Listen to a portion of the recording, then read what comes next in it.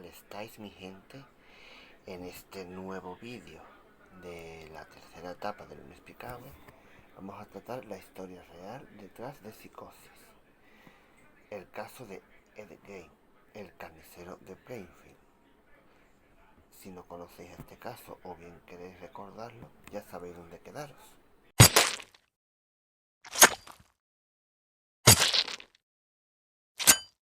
Ed Gein fue uno de los asesinos más tristemente célebres de la historia criminal de Estados Unidos,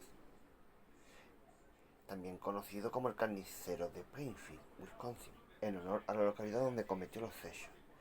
Su caso inspiró muchos de los personajes más conocidos e icónicos de obras literarias y cinematográficas de terror y suspense de los años 60, 70, 80 y 90, como por ejemplo la que nos ocupa en parte, Norman Bates de Psicosis de Alfred Hitchcock, 1960, o Leatherface de La Masacre de Texas de Top Hooper, 1974, o Buffalo Bill del Silencio de los Corderos de Jonathan Demme, 1990.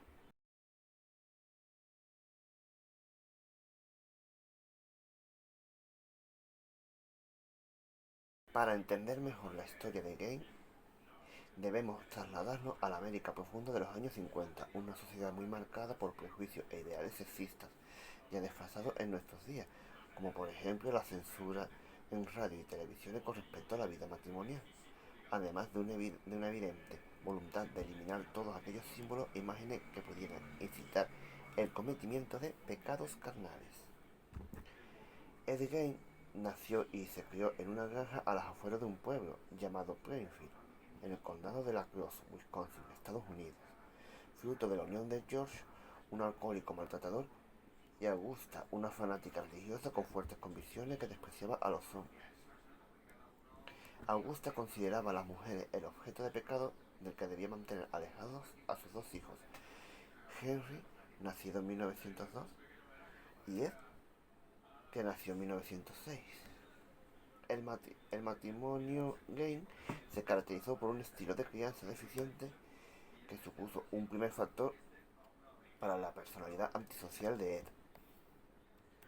Esto se caracteriza por una educación de los progenitores que se aleja de toda actividad prosocial y se aboca hacia una socialización desviada, volviendo a los hijos capaces de asumir responsabilidades y o adaptarse a las reglas y expectativas de la sociedad en la que vive.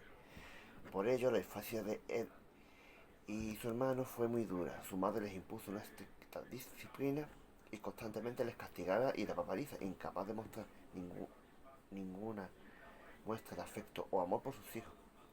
Mientras el padre se gastaba todo su dinero en... ya me comprendéis.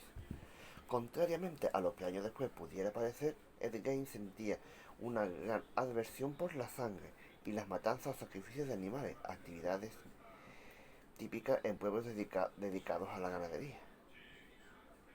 De hecho, quedó muy marcado cuando de adolescente presenció a hurtadillas a través del cristal de la puerta del matadero de la tienda de su padre, como él sostenía a un cerdo por las patas mientras la otra, armada con un largo y afilado cuchillo, ultimaba al limar con una gran habilidad, mientras este agonizaba entre estridentes chillidos. A pesar de esto, también es cierto que Ed se aficionó a la lectura de cómics, revistas y libros acerca de, valga la ironía, asesinatos, muerte o violencia, e incluso sobre las torturas que se llevaron a cabo en los campos de concentración del nazismo. Estos temas causaron una gran fascinación en él, llegándole a absorber y a aislar hasta perder la noción de la realidad. Aunque asistía a la escuela, su madre le prohibió forjar ninguna amistad con sus compañeros, y mucho menos con sus compañeras, alegando muy bien mano y a golpe de versículos que estos eran pecadores y que por lo tanto debía alejarse de ellos. Tras años de borracheras, palizas a su mujer e hijos, además de vejaciones y desprecios constantes, George Gein murió en 1940 a los 66 años. Desde entonces el negocio familiar empezó a ir mal y Ed y Henry tuvieron que buscar trabajo y aportar dinero al hogar. Esto hizo que su relación se estrechara. No obstante, se volvió tensa cuando Henry observó la relación de dependencia y el evidente complejo de Edipo desarrollado por su hermano pequeño hacia su madre. El complejo de Edipo se refiere al supuesto conflicto que experimentan los niños al sentir un deseo incestuoso por su madre, mientras que hacia su padre y cualquiera que amenace esa relación los sentimientos son de hostilidad e ira. Por ello, Henry optó por alejarse y intentar mantenerse al margen de esa relación tan tóxica, oponiéndose por lo tanto a las órdenes de su madre.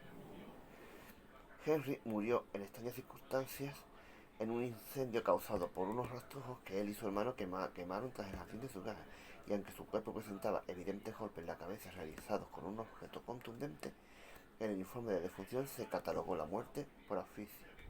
Corría el año 1944. Poco después, Augusta Gay sufrió un ataque al corazón, y Ed la cuidó con devoción hasta su muerte un año después. Tras lo sucedido, cerró con llave la habitación de su madre, conservándola intacta tal y como ella la había dejado, y empezó a realizar pequeños trabajos para sus vecinos. La pérdida de su madre significó el tercer factor que moldeó la personalidad de Ed Gein y supuso el detonante de los hechos que pronto iremos a contar, los cuales tuvieron dos claros motivos. El primero, la voluntad de mantener viva la idea o ilusión de que su madre seguía con vida y en casa, y el segundo, la obsesión por el género femenino producto de años de represión, reprimendas y castigos que Augusta había ejercido sobre él.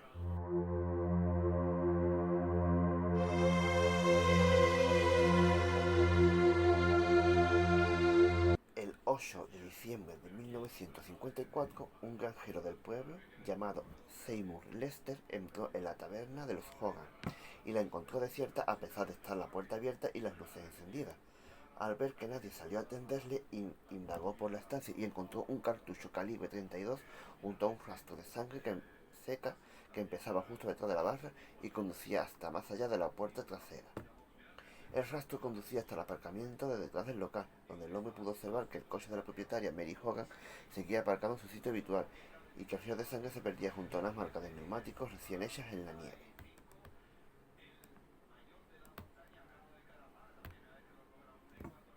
La noticia acerca de la desaparición de Mary Hogan causó un gran impacto en la pequeña localidad de Plainfield y se dispersó por las localidades cercanas. Todos los habitantes del pueblo especulaban acerca de lo que le podía haber sucedido. El dueño del aserradero recordó haber visto a Ed Gein sentado al fondo de la barra de la taberna de Hogan, solo y absorto en sus pensamientos mientras contemplaba a la propietaria de forma inexpresiva. Él y otros vecinos que habían conversado con Ed recordaron cómo este bromeaba frecuentemente sobre el paradero de Mary Hogan con frases como "no ha desaparecido, de hecho está ahora mismo en mi granja". Pero ninguno de estos comentarios, ninguno, alarmaron nunca a nadie, puesto que le atribuían a otra muestra más del comportamiento excéntrico del granjero.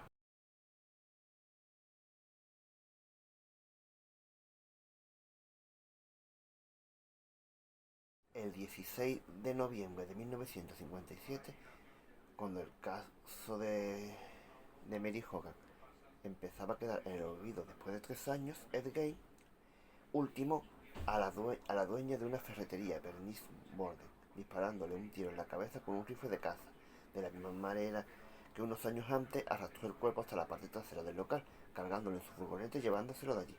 Pero esta vez cometió un error. Ed había entrado con la excusa de comprar líquido anticongelante para su furgoneta y su nombre figuraba apuntado en el libro de contabilidad de la tienda como el último cliente. Mientras dos agentes de policía arrestaban a Ed, otros dos fueron a registrar sus gafas y lo que vieron al entrar el cobertizo de la herramienta les heló completamente la sangre. El cuerpo de una mujer colgaba boca abajo de unas poleas, sin cabeza y sin ropa. Los restos estaban metidos dentro de una bolsa de esparto y en otra bolsa apareció la cabeza de Bernice Warner. Tenía unos garfios atravesando sus orejas preparada para colgar del techo a modo de decoración.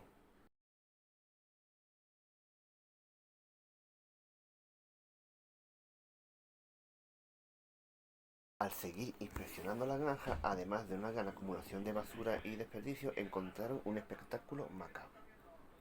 Una colección de cráneos humanos, sí, como veis, algunos enteros y otros cortados transversalmente para ser usados como cuencos.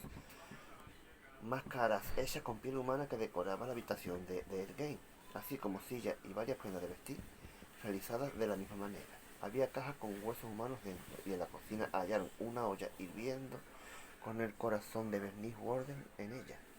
También hallaron la cabeza de Mary Hogan en una de las bolsas.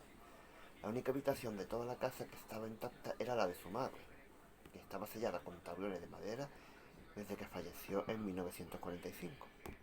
Ya en comisaría, Ed admitió que muchas veces sentía la necesidad de acudir al cementerio y exhumar los cadáveres de las mujeres muertas que les recordaban a su madre, muchas de las cuales había conocido en vida. A veces se llevaba los cuerpos enteros, mientras que otros simplemente aquellas partes que más le interesaban. Según le dijo, nunca había mantenido relaciones con los cuerpos porque decía que olían mal. Asimismo, Ed reconoció que muchas noches oía la voz de su madre antes de dormirse y que de alguna manera le instaba a matar. De acuerdo con esto, según la clasificación de Holmes y de Birger de 1988 sobre asesinos en serie, formaría parte del tipo de asesino visionario, que es aquel que mata movido por un trastorno mental evidente. Este trastorno provoca en quien lo padece una ruptura con la realidad y debido a delirios y alucinaciones, la mayoría de tipo auditivo cumple las órdenes de matar a un tipo de personas que suelen reunir unas características comunes entre ellas.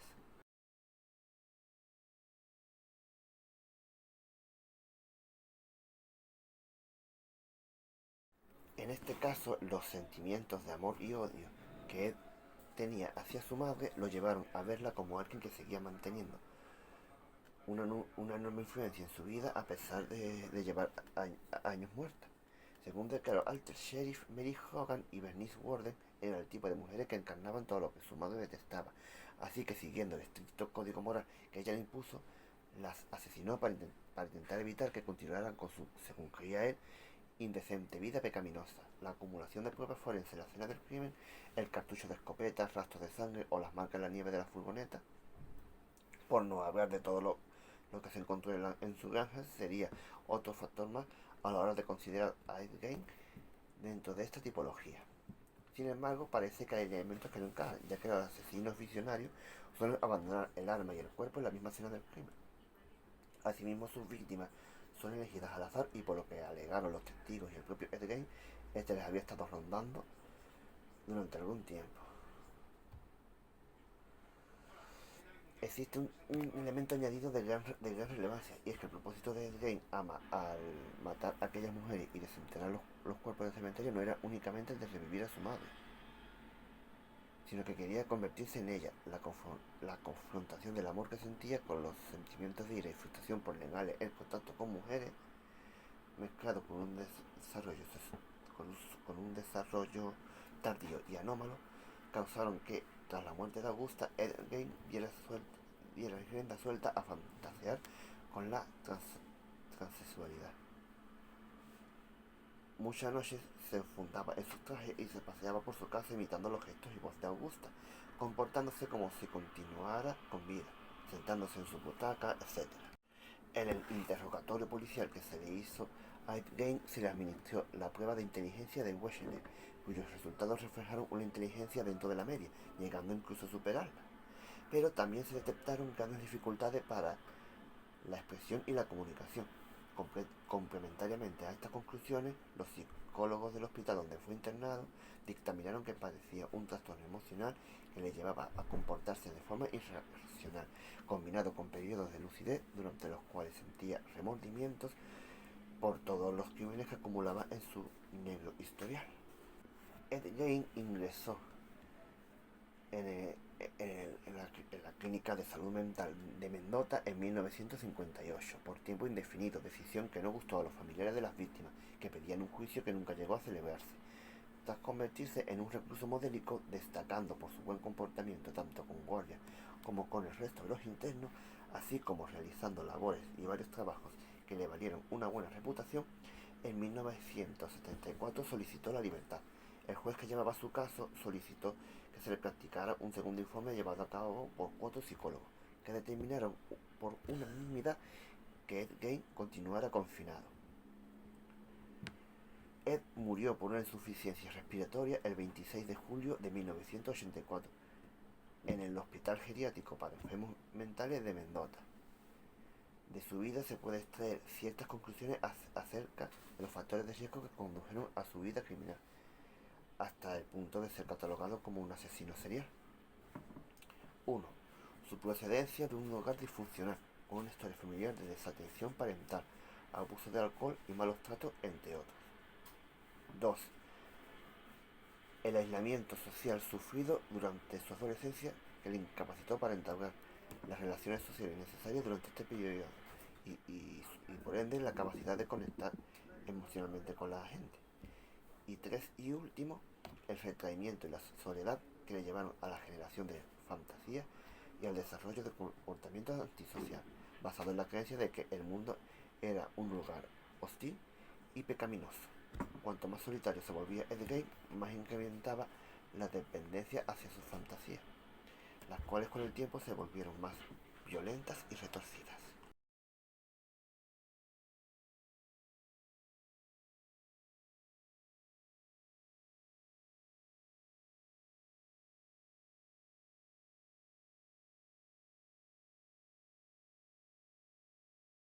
Los crímenes cometidos por Ed Gein inspiraron al escritor estadounidense Robert Bloch para escribir su libro Psycho, Psicosis, una novela de suspenso que se publicó en 1959, la cual fue llevada al cine por Alfred Hitchcock en 1960.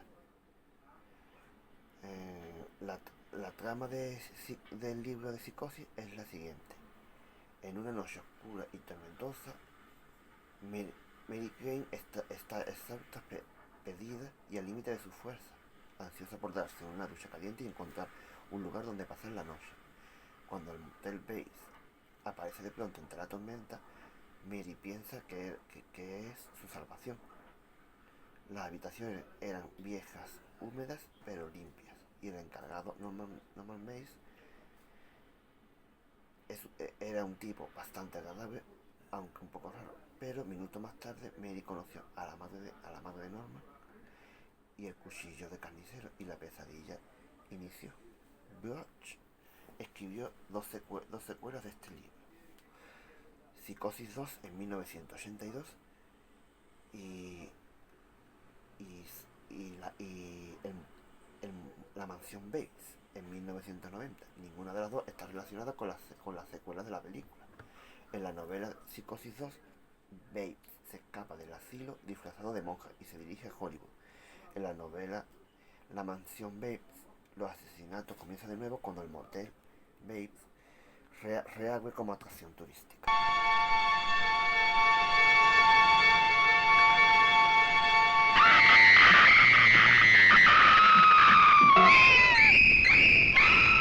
Cabe añadir que aquí en esta cuenta y canal tenemos publicados dos resúmenes de la película Psicosis de Alfred Hitchcock. Uno más corto de 10 minutos y otro en edición especial de unos 25 minutos, por si queréis verlo. Me agradaría muchísimo que me dejarais un comentario y un bonito me gusta, que ayuda mucho para seguir creando este tipo de contenido. Y sin más que añadir, volveremos a vernos en un nuevo caso de la tercera etapa de Lo Inexplicable.